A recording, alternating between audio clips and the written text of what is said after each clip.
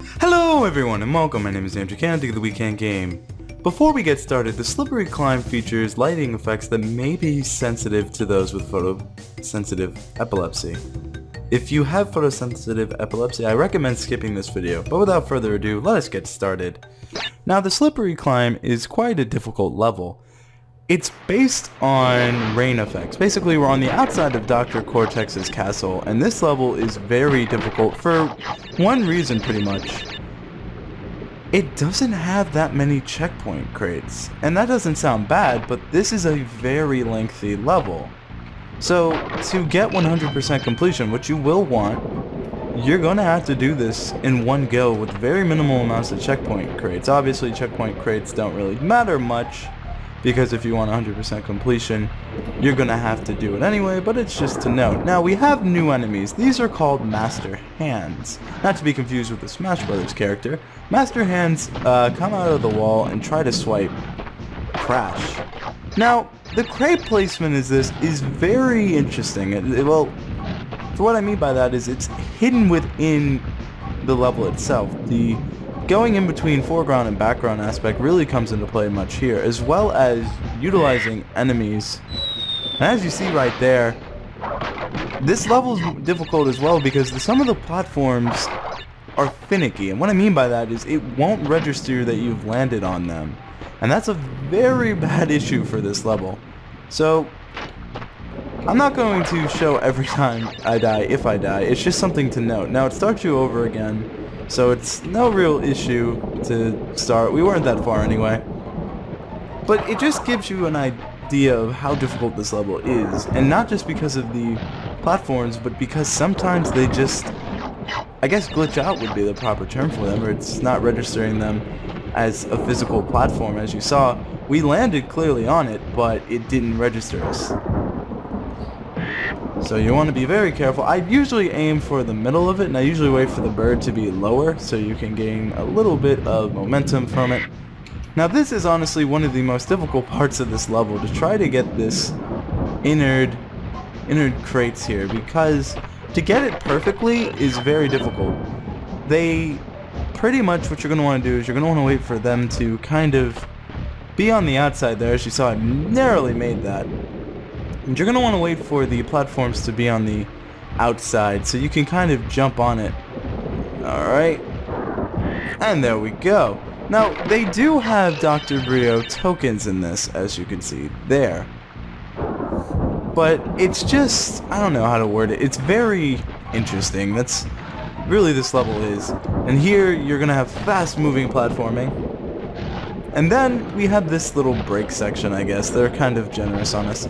Now here we have two Master Hands, and what you're going to want to do is you're going to want to take one out, wait for this one to kind of swipe towards the other way, and then jump.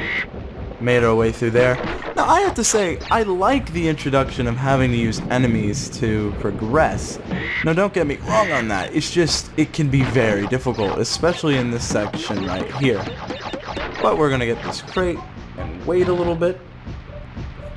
Now, I don't know if this is my PlayStation's age or not, but it seems like sometimes when the lightning effects happen, it slows down the game, like it loses frames. I'm going to say maybe it's a little bit of them pushing the envelope of the system, and maybe the age of my PlayStation, but it's one of those things you really can't control.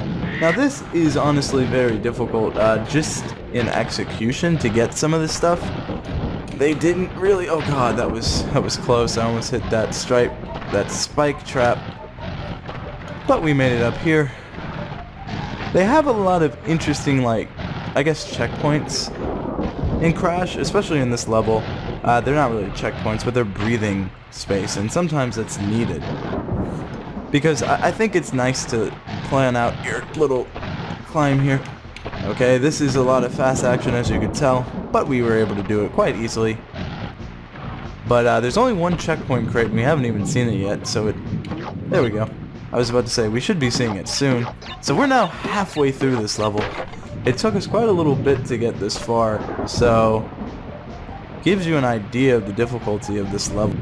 Alright, so we're going to make our way out, continuing onward. Now this section, Now this section I don't like because they introduce these I don't know, I guess they're new kind of these circular platforms, and they have an interesting trajectory, to say the least. As you can see, these rotate in a kind of already set in circle, but these have a wider radius, and I find they're a lot more challenging just because I don't know how to word it, but it's the fact of how wide they go compared to the others. I cannot do this staircase today, can I? Okay, now here we have a new enemy, the scientists. These are Dr. Cortex's scientists trying to take out Crash.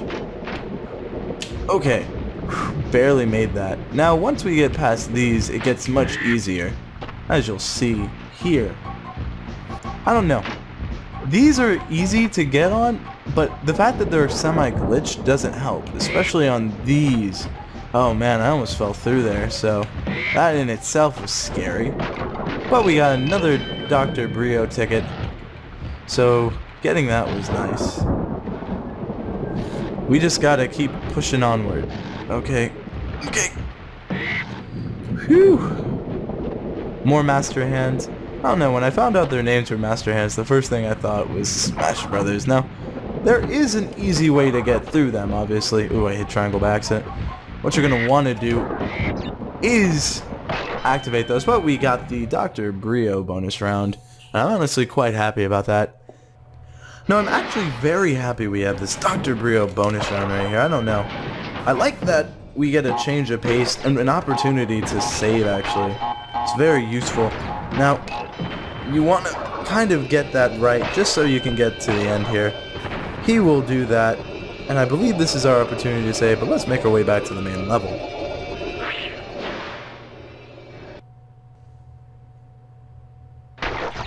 Alright, and we're back to the main level. It wasn't a save point, unfortunately, but this is where they get really, really jerkish. They start having, in quick succession, many of these, I don't know what to call them. I'm going to call them the unconventional pattern platforms, because that's what they really are. So, you're going to want to keep Aku for this, if you can. I understand that keeping him is quite difficult, but this is why. Right at the end of the level, they had this scientist.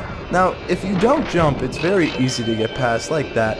But I believe that's all the crates for this episode, this level, so let us finish it. You don't want to overjump that, it's the worst thing that can happen. But with that, we have perfect, bringing us up to 11 gems, and not a clear gem this episode, but a red gem. Fun fact, in the Japanese version, this is actually a clear gem, and instead of this level, you actually do Sunset Villa, so that's kind of interesting. But I'll meet you back in the world map.